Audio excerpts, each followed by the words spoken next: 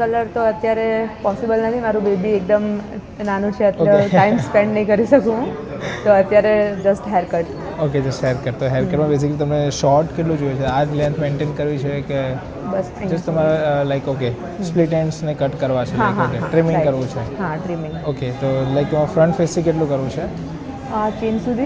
ચીન સુધી. Okay, just normal. Okay, તો આપણે એવું કરી શકીએ, ફેસ ટ્રિમિંગ સારું કરી શકીએ. ઓલરેડી તમારું વેવી લુક છે, તો ફ્લેટ લુક નથી. ફ્લેટ અને લુક ફ્રીઝી નેસ બી થોડી ઓછી કરવી છે. ઓકે, એ તો હું જસ્ટ તમને બ્લો ડ્રાય બી કરીશ તો બી તમને થોડા ફ્લેટ લુક સારી રીતના મળી જશે. ઓકે. અને તમે ફેસ ફ્રેમિંગ લાઈક આપણે ટીલ શોટ આટલેથી લાઈક તમે એન્ડ સુધી એને કનેક્ટેડ કરી દઈશું with face framing. Okay. Okay ma'am, okay.